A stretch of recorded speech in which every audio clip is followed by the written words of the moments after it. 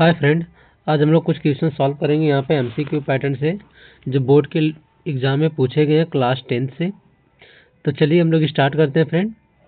आज का पहला क्वेश्चन हमारा है यहाँ पे, which of the following statement is true about metal. और हम लोग यहाँ पे केमिस्ट्री से रिलेटेड क्वेश्चन को सॉल्व करने वाले हैं। तो देखिए यहाँ पे दिया है विच of the following is a true about metal. Metal के बारे में कौन सा स्टेटमेंट यहाँ पे करेक्ट है। कह रहा है कि they gain electron to form cation.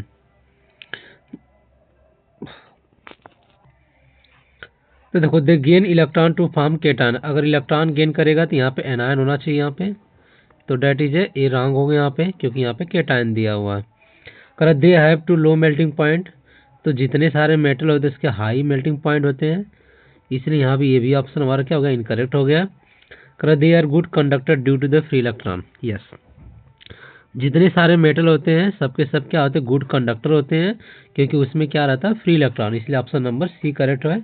यहाँ भी आपको ऑप्शन नंबर सी देखो आंसर दिया गया यहाँ पे। तो यहाँ पे नेक्स्ट क्वेश्चन की बात कर लेते हैं हम लोग। यहाँ पे क्वेश्चन नंबर सेकेंड यहाँ पे है, कर the atomic number of an element is 13। Atomic number कितना है, 13। What will be the it's valency.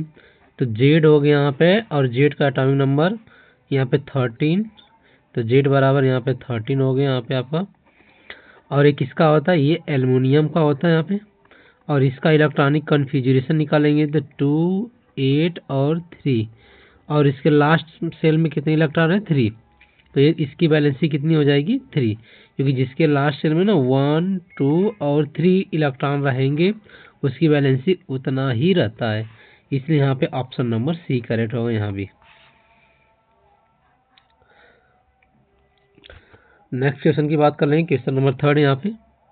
देखिए क्वेश्चन नंबर थर्ड में कह रहा है, which compound show the highest reactivity toward dilute HCl। कह रहा है HCl के रिफरेंस में कौन सा यहाँ पे सबसे ज़्यादा हाईएस्ट रिएक्टिविटी होगा यहाँ पे। तो हम लोग ये पढ़े थे केदार। देखिए ट्रिक हमारा है, केदार नाथ का माली आलू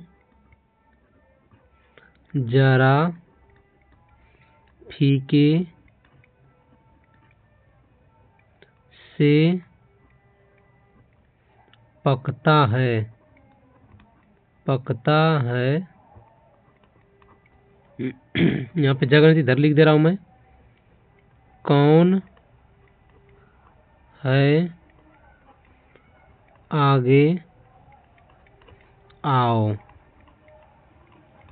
ठीक है, तो केदार का हो गया के, नाथ का हो गया सोडियम, का हो गया कैल्शियम, माली का हो गया Mg, आलू का हो गया एल्यूमिनियम, जरा का हो गया Zn, फीके का हो गया आपका Fe, से का हो गया यहाँ पे टीन, पकता का हो गया यहाँ पे लेड, और है का हो गया यहाँ पे हाइड्रोजन। और कौन का हो गया Cu, है का हो गया Hg, और आगे का हो गया यहाँ पे Ag, आओ का हो गया Au। तो यहाँ पे देखो रिएक्टिविटी के घटते हुए क्रम है यहाँ पे, ठीक है, और यहाँ भी घटते हुए क्रम है यहाँ पे। तो यहाँ पे HCl की बात कर लेंगे, तो HCl किसके साथ रिएक्ट करेगा, क्योंकि यहाँ पे जो हाइड्रोजन को डिस्प्लेस कर सकता है, तो हाइड्रोजन से जो इसके ऊपर वाले मेटल होते हैं वही क्या करेंगे, यहाँ पे डिस्प्लेस करेंगे। तो देखिए करा हाईएस्ट रिएक्टिविटी, तो जो सबसे टॉप में होगा यहाँ पे देखिए कॉपर, कॉपर यहाँ पे हाइड्रोजन से नीचे है, तो ये इसको डिस्प्लेस कर ही नहीं सकता। सिल्वर हाइड्रोजन से नीचे है, सिल्वर देखो यहाँ भी, ये भी डिस्प्लेस नहीं कर सकता। जिंक हाइड्रोजन से ऊपर है, ये डिस्प्लेस कर सकता है। और गोल्ड ये भी नीचे है, यहाँ पे ये भी डिस्प्लेस नहीं कर सकता। तो आपको दिखाई दे दिया यहाँ पे ट्रिक, इसके अकॉर्डिंग हम लोग यहाँ पे क्वेश्चन को सॉल्व कर लेंगे। तो कौन सा हाईएस्ट रिएक्टिविटी होगा, वो होगा जिंक, यानी Zn, option number C. Next question की बात कर लेंगे हम लोग। तो क्वेश्चन नंबर 4 देखो दिया यहाँ पे, करा when baking soda is heated it form. अगर यहाँ पे बेकिंग सोडा को मैंने हीट कर दिया तो क्या होगा। देखो बेकिंग सोडा का जो फार्मूला होता है वो होता है बेकिंग सोडा का जो फार्मूला होता है ये होता है NaOH। CO3 और इसको हम लोग हीट कर दिया, जैसे फायर एक्सटिंग्विशर में हीट किया जाता है, तो बनेगा कि यहाँ पे sodium carbonate Na2CO3 plus carbon dioxide और प्लस बन जाएगा यहाँ पे वाटर। तो यहाँ पे हमने 2 से मल्टीप्लाई कर दिया बैलेंस करने के लिए, तो बना क्या, sodium carbonate, water, carbon dioxide. देखो यहाँ से यहाँ तक बना प्रोडक्ट में, तो ऑप्शन नंबर ए करेक्ट हो जाएगा यहाँ पे। नेक्स्ट क्वेश्चन की बात कर लेंगे, क्वेश्चन नंबर 5। करा the acid present in ant sting, जब आंट डंक मारती है तो उसमें कौन सा एसिड होता है, वो एसिड का नाम होता है फार्मिक एसिड। कौन सा एसिड होगा यहाँ पे, फार्मिक एसिड। ठीक है फ्रेंड, तो ऑप्शन कौन सा करेक्ट होगा यहाँ पे, formic acid. Option number B हो गया फार्मिक एसिड। जबकि एसिटिक एसिड की बात कर लेंगे तो ये विनेगर में मिलेगा। कहाँ पे मिलेगा, ये विनेगर में। फार्मिक एसिड हमारा मिल गया आंट स्टिंग में, जो यहाँ पे क्वेश्चन पूछा है यहाँ पे। ऑक्जेलिक एसिड की बात कर लेंगे यहाँ पे, तो ऑक्जेलिक एसिड जो हमारा मिलेगा यहाँ पे, और सिट्रिक एसिड जो हमारा लेमन में मिल जाएगा यहाँ पे। और जो ऑक्जेलिक एसिड है ये हमारा टोमेटो में मिल जाएगा। किस में मिल जाएगा, यहाँ पे टोमेटो में मिल जाएगा। ठीक है, तो अगला क्वेश्चन की बात कर लेंगे हम लोग। नेक्स्ट क्वेश्चन नंबर 6 है यहाँ पे। Which of the following is not amphoteric oxide. तो एम्पोथेरिक ऑक्साइड हो सकता है Al2O3 एंड ZnO, क्योंकि ये दोनों का ऑक्साइड जो होता है ना, वो मेटल के साथ भी रिएक्ट करेगा और प्लस नॉन मेटल के साथ भी रिएक्ट करेगा। तो दोनों के साथ ये इसका बिहेवियर शो होता है, इसलिए इसको क्या बोलेंगे, एम्पोटेरिक ऑक्साइड। तो Al2O3 ZnO। ठीक है, और जबकि यहाँ पे आपको ऑप्शन में अगर विच of the following is not amphoteric oxide, तो लेड ऑक्साइड और Na2। तो यहाँ पर मोस्ट प्रोबेबल है लेड ऑक्साइड और Na2। तो जब भी यहाँ पे एम्पोटेरिक ऑक्साइड रहेगा, यहाँ पे इन दोनों के अलावा और कोई नहीं कर सकता। तो एक्चुअली ये आंसर गलत हो सकता है, या तो यहाँ पे नन ऑफ दीज देना चाहिए, क्योंकि दोनों का दोनों यहाँ पे एम्पोटेरिक ऑक्साइड शो नहीं कर रहे हैं, इसलिए ऑप्शन नंबर सी और डी दोनों हो सकते हैं यहाँ पे। क्वेश्चन नंबर 7 की बात कर लेंगे यहाँ पे। कर the colour of the solution when copper sulphate react with iron. तो यहाँ पे कॉपर सल्फेट की बात कर लेंगे तो ये हो गया CuSO4 और रिएक्ट किया किसके साथ, आयरन के साथ। तो रिएक्ट करने के बाद बन जाएगा FeSO4 प्लस Cu, क्योंकि ये वाला क्या होता है, हाई रिएक्टिव होता है। और ये हो गया यहाँ पे ब्लू कलर, और यहाँ पे आयरन किस कलर में होता है, वो होता है ग्रे कलर में होता है। और FeSO4 किस कलर में हो जाएगा, ग्रीन कलर में हो जाएगा। कौन से कलर में, ग्रीन कलर में। और कॉपर जो हो गया यहाँ पर रेड ब्राउन कलर में कन्वर्ट हो जाएगा। तो यहाँ पे कौन सा करेक्ट कलर होगा, यहाँ पे ग्रीन कलर होगा आयरन का। चलिए नेक्स्ट क्वेश्चन की बात कर लेंगे यहाँ पे। क्वेश्चन नंबर 8 कह रहा है यहाँ पे which gas turns lime water milky. Lime water जो होता है ना, यहाँ पे CaOH ट्वाइस। और यहाँ पे कौन सा गैस यहाँ पे टर्न कर देता है, वो कार्बन डाइऑक्साइड टर्न करेगा। तो बनेगा CaCO3 प्लस हो गया यहाँ पे H2O। तो कौन सी गैस यहाँ पे मिल गई, ये गैस मिल गई carbon dioxide. Option number B. Next question की बात कर लेंगे यहाँ पे। क्वेश्चन नंबर 9 यहाँ पे दिया हुआ है कि the substance added to prevent rancidity. करा कौन सा सब्सटेंस को ऐड करते हैं जो रेंसिडिटी को रोक के रखती है। तो प्रिजर्वेटिव नहीं होता, ऑक्सीडाइजिंग एजेंट नहीं, एंटीऑक्सीडेंट। ठीक है, एंटीऑक्सीडेंट हमारा क्या होता है, जो रेंसिडिटी से बचा के रखता है। चलिए नेक्स्ट क्वेश्चन की बात कर लेंगे। क्वेश्चन नंबर यहाँ पे 10 है। कह रहा है क्वेश्चन इसमें कह रहा है विच of the following hydrocarbon is unsaturated. कौन सा हाइड्रोकार्बन अनसैचुरेटेड, एथेन है। तो एथेन का फार्मूला हो गया C2H6। प्रोपेन है तो हो गया C3H8 हो गया यहाँ पे। ब्यूटेन की बात कर लेंगे तो C4H10 हो गया यहाँ पे। और एथीन की बात कर लेंगे तो C2H4। ठीक है, इसका जो जनरल फार्मूला बनेगा CnH2n+2। और जो CnH2n होता है ये ग्रुप होता है यहाँ पे एल्केन का, और एल्केन हमारा क्या होता है यहाँ पे सैचुरेटेड होता है। कौन सा होता है? सैचुरेटेड हाइड्रोकार्बन होता है। ठीक है, हाइड्रोकार्बन। यहाँ पे देखिए इस जनरल फॉर्म CnH2n+2, 3 दूना 6 2 8, 4 दूना 8 2 10, ये तीनों के तीनों एल्केन ग्रुप से बिलोंग किए। यहाँ पे करा अनसैचुरेटेड, तो ये हो गया हमारा एल्कीन। यहाँ पे हो गया हमारा एल्कीन, एल्कीन ग्रुप का हो गया, और ये एल्कीन ग्रुप का हो गया। इसका जनरल फार्मूला हो जाएगा हमारा CnH2n ग्रुप का हो गया, और ये हमारा हो जाएगा यहाँ पे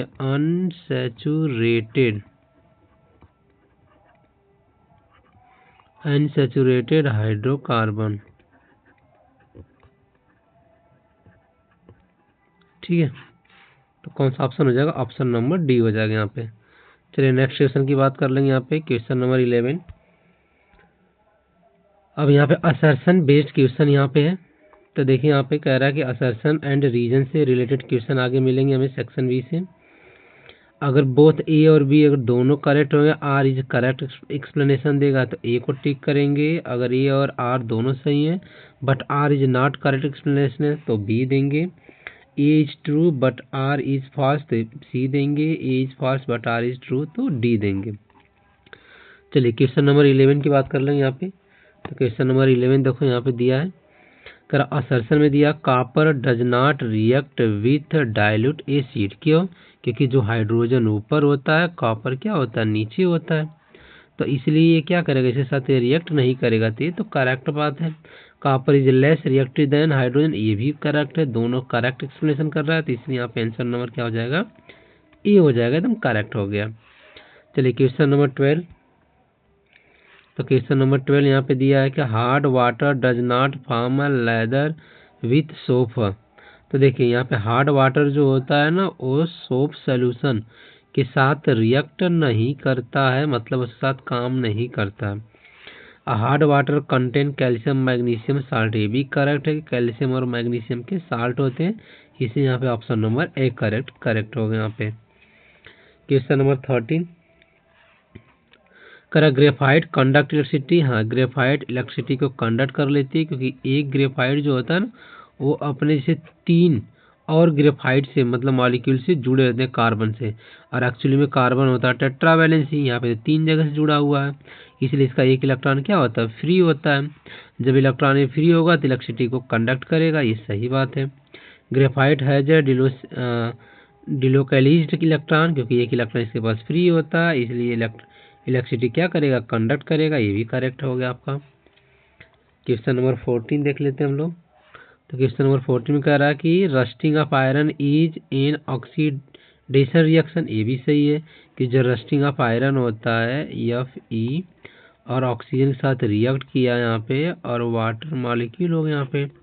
तो देखिए यहाँ पे Fe2O3 इंटू XH2, तो यहाँ पे हमने X रख दिया और इसके आगे हमने 2 से मल्टीप्लाई कर दिया, 2 2 जा 4 3 और यहाँ पे हो गया, यहाँ पे 2 हो गया। तो ये देखिए यहाँ पे ऑक्सीजन यहाँ से यहाँ तक ऑक्सीजन एडिंग हो रहा है, इसलिए बोलेंगे ऑक्सीडेशन रिएक्शन, ये करेक्ट है। करा during rusting iron gain oxygen, rusting के समय आयरन क्या करता है? गेन करता है, ऑक्सीजन को ऐड कर रहा है कि नहीं कर रहा है, ये भी करेक्ट है, तभी तो हमारा ऑक्सीडेशन रिएक्शन हो रहा है। तो ऑप्शन नंबर ये हमारा करेक्ट हो गया। क्वेश्चन नंबर 15 की बात कर लेंगे। तो ionic compound conduct electricity in molten state, तो आयनिक कंपाउंड क्या होता है? इलेक्ट्रिसिटी कंडक्ट करती है। कौन से फॉर्म में? मोल्टेन स्टेट में, जैसे NaCl हो गया, NaCl में तभी इलेक्ट्रिसिटी कंडक्ट करेगी जब ये मोल्टेन फॉर्म में होगा, जब गलित अवस्था में होगा तब, ये भी सही है। Iron can move freely in molten state, ये भी सही कि जो आयन होंगे उसके मतलब NaCl जब गलित अवस्था में होंगे तो Na+ और Cl- मूव करने लगेंगे तभी इलेक्ट्रिसिटी क्या होगा? फ्लो होगा। ऑप्शन नंबर ए करेक्ट है। अब इसके बाद देखिए यहाँ पे सी टाइप में अब न्यूमेरिकल टाइप क्वेश्चन मिलेगा हमें। तो कह रहे हैं यहाँ पे pH of solution is 3, it is. जब किसी भी सोल्यूशन का pH सोल्यूशन, देखिए यहाँ से यहाँ तक आपको समझाया गया होगा कि अगर 0, 1, 2, 3, 4, 5, 6, 7, 8, 9, 10, 11, 12, 13, 14, तो जो 7 रहेगा ये न्यूट्रल केस आ गया। अब 7 से ज़्यादा जो हमारा रहेगा कौन सा रहेगा, यहाँ पे बेस रहेगा, और 7 से लेस देन क्या रहेगा, यहाँ पे एसिड रहेगा। ठीक है, तो यहाँ पे कितना दिया, pH ऑफ सोल्यूशन इज 3, तो 3 तो इधर होगा। अब ये कौन सा हो गया हमारा, एसिड, तो बस यहाँ पे स्ट्रांग एसिड की बात कर लेंगे। ठीक है, ऑप्शन नंबर ए करेक्ट हो गया। चलिए नेक्स्ट क्वेश्चन की बात कर लें। क्वेश्चन नंबर 17 करा 1 मोल ऑफ CO2 कंटेन, एक मोल में जो होता है ना 6.022 10⁻23 मॉलिक्यूल दिया है, तो मॉलिक्यूल लिख देंगे हम लोग। ठीक है, तो ऑप्शन नंबर कौन सा करेक्ट हो गया, 10⁻23, ऑप्शन नंबर बी करेक्ट हो गया। 17 के बाद क्वेश्चन नंबर 18 देखेंगे। कह रहा है यहाँ पे if 12 gram of carbon react with oxygen to form CO2, mass of CO2 formed. अब कार्बन हो गया और ये हो गया यहाँ पे ऑक्सीजन, रिएक्ट करके कार्बन डाइऑक्साइड बन गए, तो देखिए अब बैलेंस भी हो गया। ये यहाँ पे 1 मोल और यहाँ भी हमारा कितना मोल आ गया, 1 मोल आ गया। और 1 मोल के बराबर यहाँ कितना, अगर 12 ग्राम आ गया तो इसका भी मॉलिक्यूलर मास निकाल देंगे। कार्बन का 12 होता है, ऑक्सीजन का 16 होता है, और मल्टीप्लाई 2, तो 12 प्लस 16 2 जा हो गया यहाँ पे 32, रिजल्ट में आ गया 44। कितना ग्राम यहाँ पे बनेगा, यहाँ पे 44 ग्राम बनेगा, ऑप्शन नंबर सी। चलिए नेक्स्ट क्वेश्चन की बात कर लेंगे। क्वेश्चन नंबर 19, तो यहाँ पे 19 में कह रहा है कि atomic number of element is 17, the number of proton electron. Atomic number तो Z बराबर होता है P बराबर E होता है। ठीक है, तो Z कितना हो गया, Z बराबर 17 हो गया, तो प्रोटॉन भी 17 हो गया, इलेक्ट्रॉन भी क्या हो गया, 17 होगा। और number of proton and electron तो P प्लस E 17 प्लस 17, तो कितना हो गया 34, मतलब 17 आ गया यहाँ पे, ऑप्शन नंबर यहाँ पे बी करेक्ट हो गया। ठीक, अब नेक्स्ट क्वेश्चन और आज का अंतिम क्वेश्चन सॉल्व करते हैं। The molar mass of calcium carbonate is, तो मोलर मास निकाल लेते हैं यहाँ पे कैल्शियम कार्बोनेट का। तो देखिए कैल्शियम कार्बोनेट का मोलर मास, कैल्शियम का होता है 40 प्लस कार्बन का होता है 12 प्लस ऑक्सीजन का होता है 16 मल्टीप्लाई 3, तो यहाँ पे हो गया 40 प्लस 12 प्लस 16, 3 जा हो गया यहाँ पे 48। ठीक है, अब ऐड कर देंगे तो 40 और 12 प्लस वो 48 60, अब यहाँ पे रिजल्ट में आ गया 100, तो मोलर मास कितना हो गया 100 ग्राम पर मोल, ये हमारा आंसर हो गया। ठीक फ्रेंड, आई होप आपको समझ में आ गया होगा। अगर आपको समझ में आया और ये वीडियो अच्छा लगा तो आप इसे लाइक करिए और शेयर करिए। ठीक है फ्रेंड, तो आज के लिए इतना ही, धन्यवाद।